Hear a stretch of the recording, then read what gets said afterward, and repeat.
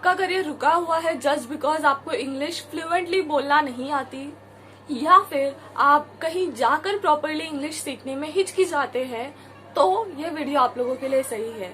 Hello everyone, अस्सलाम वालेकुम, my name is Afiya Shaikh and welcome back to my channel. आज की वीडियो में मैं बताने वाली हूँ आप लोगों को 5 टिप्स ताकि आप अपनी इंग्लिश फ्लुएंट कर सके। तो सबसे पहली बात तो इंग्लिश बोलना कोई ऐसी कंपलसरी बात नहीं है, हाँ, लेकिन ये आपको बहुत सारे रीजन्स, बहुत सारी जगहों में बेनिफिट्स कर सकती है। लाइक आपका करियर इससे बेनिफिट हो सकता है, आपकी पर्सनैलिटी डेवलप हो सकती है, आपकी चॉइस है। अगर आपको इंग्लिश बोलना है तो आप बोलिए, अदरवाइज इट्स टोटली गुड। और इस वीडियो में आप लास्ट तक बने रहिएगा क्योंकि आखिर में आप लोगों के लिए एक छोटा सा सरप्राइज है, तो वीडियो को एंड तक जरूर देखिएगा।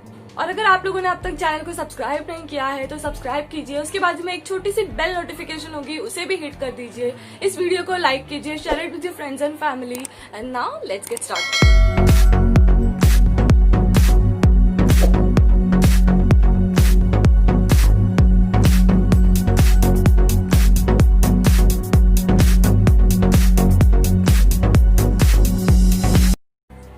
स्टार्ट करते हैं फर्स्ट टिप से, which is learn from everyone. वैसे अगर आप सोच रहे हैं कि मैं थ्रू आउट द वीडियो में बहुत फैंसी से इंग्लिश वर्ड्स यूज करके आप लोगों से बात करने वाली हूँ, then you are totally wrong, क्योंकि इसका कोई मतलब ही नहीं बनता है। तो चलते हैं हमारे फर्स्ट पॉइंट की। सो लर्न फ्रॉम एवरीवन से मेरा मतलब है कि आपको इंग्लिश की नॉलेज लेने के लिए किसी पर्टिकुलर एकेडमी, स्कूल, कॉलेज, ऐसी किसी जगह जाने की जरूरत नहीं है। आप अपने आसपास के लोगों से सीखिए। लाइक हमारी लाइफ में बहुत सारे ऐसे लोग होते हैं जिन हमें लगता है कि उनकी इंग्लिश हमसे बहुत ज्यादा अच्छी है, लाइक कहीं ना कहीं हमें उनकी इंग्लिश फैसिनेट करती है। तो उन लोगों से सीखिए, उन लोगों से अडेप्ट कीजिए कि वो कैसे वर्ड्स यूज करते हैं, कैसे वो लोग अपना सेंटेंस फ्रेम करते हैं, या वो क्या टेक्निक्स यूज करते हैं। छोटी छोटी ग्रामर की टिप्स लीजिए या थोड़े सेंटेंस बनाना, एंड कोई भी चीजें आप लोगों को बहुत ज्यादा हेल्प कर सकती है। सो आप अपने आसपास के लोगों से ही लर्न करना स्टार्ट कर सकते हैं। Okay, so now let's move on to tip number 2, and tip number 2 is to learn and study phrases.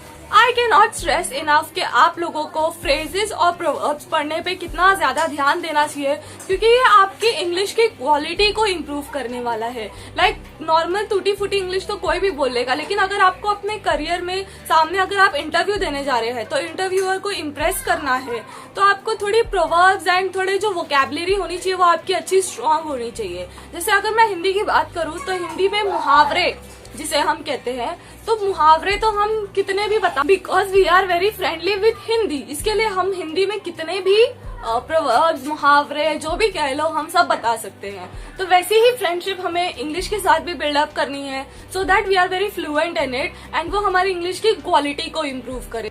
So my third tip is remember the answer is in the question. Now आप लोग सोचेंगे है ये कैसी tip है, let me explain. काफी सारी बार ऐसा होता है कि लोग हमसे इंग्लिश में क्वेश्चन करते हैं जिसका आंसर हम चाहते हैं कि हम इंग्लिश में दे सके, but we are not comfortable, या हम इतना कॉन्फिडेंस नहीं होता है। या तो ये भी रीजन हो सकता है कि हमें बहुत ज्यादा लंबे लंबे सेंटेंस फ्रेम करने में डिफिकल्टी हो रही हो, कि शायद हमारा ग्रामर प्रॉब्लम हो जाए या हम सेंटेंस सही से फ्रेम ना कर पाए, इसके लिए हम हिचकिचाते हैं और कई बार हम उसका आंसर हिंदी में दे देते हैं। तो जो थोड़ा आपके इमेज के लिए थोड़ा अजीब लगता है, लाइक सामने वाला अगर आपसे इंग्लिश में पूछ रहा है तो आप शॉर्ट आंसर दीजिए, बट उसका आंसर इंग्लिश में ही दीजिए। अब मेरी टिप यहाँ कैसे काम आती है, जो थी remember the answer is in the question. Like किसी ने आपसे कोई लंबा चौड़ा क्वेश्चन पूछा है और उसके अंदर एंड में ये आ रहा है does he question mark, like वो पूछ रहा है does he, so you can answer them yes he does. आप उसी के क्वेश्चन से वर्ड्स मिक्स करके उठा के अपना छोटा सा आंसर बना सकते हैं, और इसके आगे आप अगर हिंदी में भी आंसर देंगे तो ये इतना ऑकवर्ड नहीं लगेगा। लाइक अगर आपसे किसी ने और कोई ऐसे क्वेश्चन पूछ लिया, can she do this this, तो आप उसके आंसर में बोल सकते हैं यस शी कैन, और फिर आगे का आंसर आप हिंदी में दे दीजिए, that will be well and good. Okay, so now my fourth tip is do not be afraid of making mistakes. अब तक मैंने आप लोगों को जितनी टिप्स बताई है वो आप लोगों को मिस्टेक्स अवॉइड करने में बहुत ज्यादा हेल्पफुल होने वाली है। आप कम से कम मिस्टेक कर सके उसके लिए बेनिफिशियल होगी, बट ऐसा कोई इंसान नहीं है जिससे मिस्टेक्स ना हो। एंड स्पेशली अगर हम कोई नई टेक्निक स्टार्ट कर रहे हैं, नई चीज सीखना स्टार्ट कर रहे हैं, तो ऑब्वियस सी बात है उसमें मिस्टेक्स होंगी ही।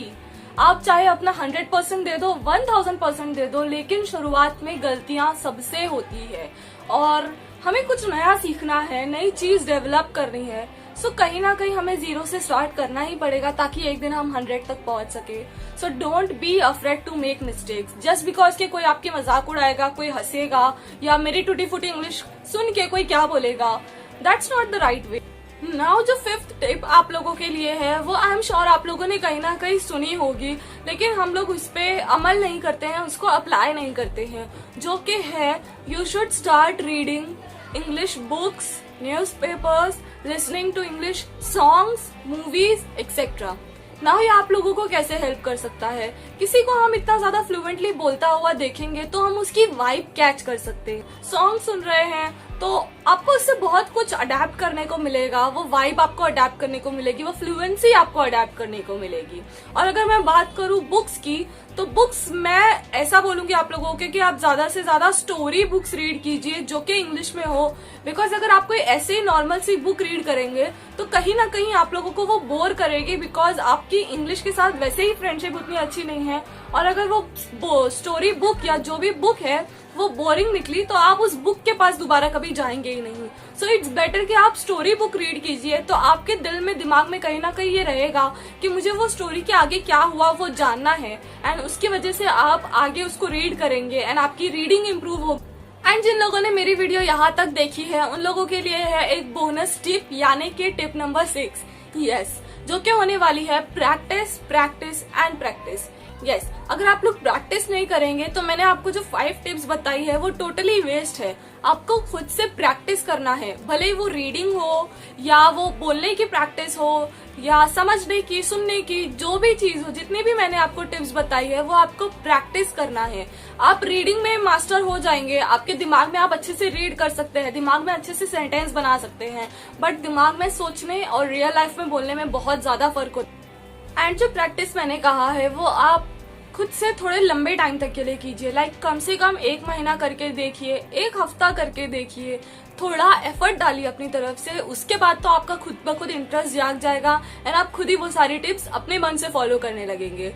So that's all for today guys. अगर आप लोगों को मेरी टिप्स हेल्पफुल लगी हो तो इस वीडियो को लाइक कीजिएगा। अगर आप किसी और को जानते हैं जिसे इन टिप्स की या इस वीडियो को देखने की जरूरत हो तो इस वीडियो को उनके साथ शेयर कीजिए। Subscribe to my channel. I will see you in my next one. Till then, bye bye.